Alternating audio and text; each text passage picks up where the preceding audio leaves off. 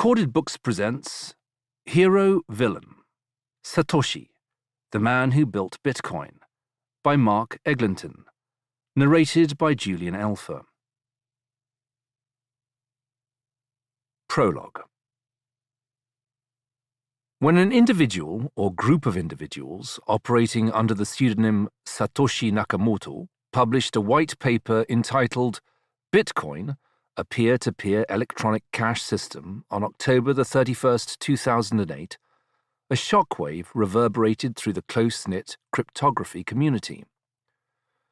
This white paper, which numbered just 9 pages, including references, described the principles behind a revolutionary system of digital cash, whereby a purely peer-to-peer version of electronic cash would allow online payments to be sent directly from one party to another without going through a financial institution could exist. Nakamoto further stated that the background work on the computer code underpinning Bitcoin had begun in 2007. Prior to the publication of the white paper on a niche cryptography mailing list located at metsoud.com, an internet domain entitled bitcoin.org was registered. Everything had been carefully orchestrated. Bitcoin was ready to roll out.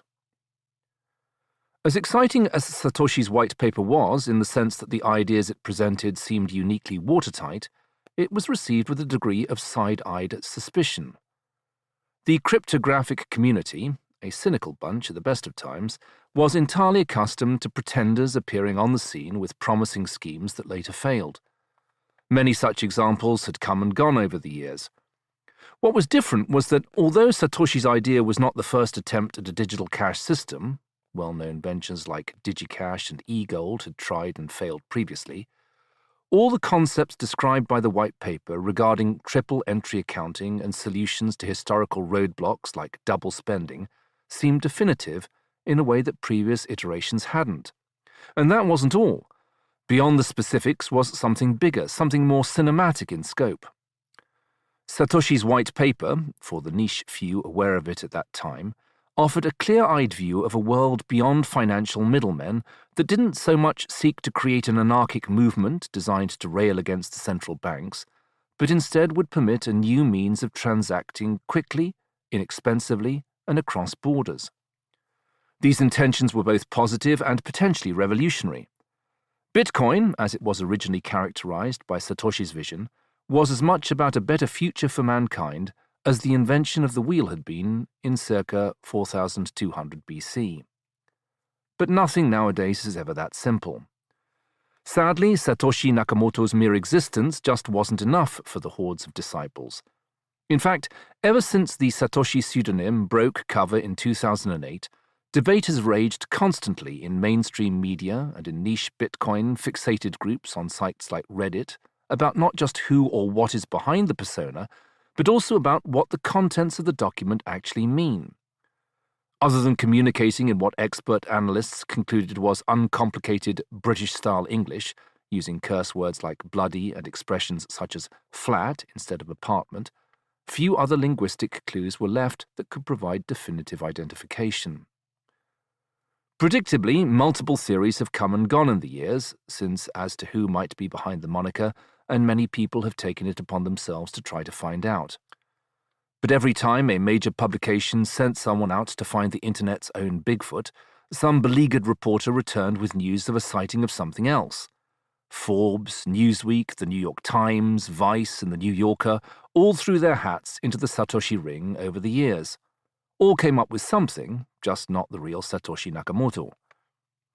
A range of individuals have inevitably been pushed forward as potential candidates, a dozen or so that could be classed as viable contenders. Dorian Nakamoto, Nick Szabo, Hal Finney, and Adam Back were just a few such suspects from within the computer science world.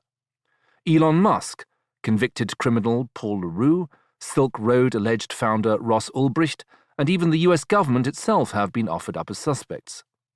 One by one, however, they would all be debunked and dismissed when the key facts just didn't stack up when exposed to a little basic online research.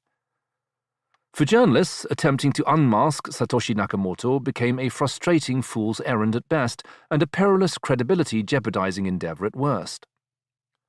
Meanwhile, the real Nakamoto remained elusive, having stepped away from all public discussions about Bitcoin in 2011, in the process leaving their invention at the mercy of those who sought to manipulate it to suit their own agendas. But even in absentia, Satoshi Nakamoto continued to live rent-free in the Bitcoin community's collective heads. Consequently, instead of focusing only on what Bitcoin could actually do, Bitcoiners, tech experts, and even highbrow academics also pored over the intricate details of both Satoshi's computer code and the many written communications between 2008 and 2011, all in an attempt to both identify him or her and to find fallibilities that might discredit the concept in some great aha moment.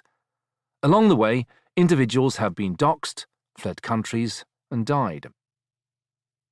In parallel, the concept of cryptocurrency, much more as a hoardable investment proposition like gold than the peer-to-peer payment system Bitcoin was intended to be, became an integral part of the vernacular and daily life. IPOs, coins basically, of all kinds appeared from out of the woodwork. Cryptocurrency exchanges materialized as a means to swap these coins or convert them to cash. Some of these exchanges have since crashed, leaving investors without their cryptocurrency and nothing by way of recourse to recover their investment. Simultaneously, Bitcoin mining went from being an inexpensive operation achievable from a personal computer to being an industrial undertaking requiring vast amounts of hardware and energy. In the background, politicians and world governments watched and waited, unsure about exactly how to control, far less legislate, this new species of digital currency.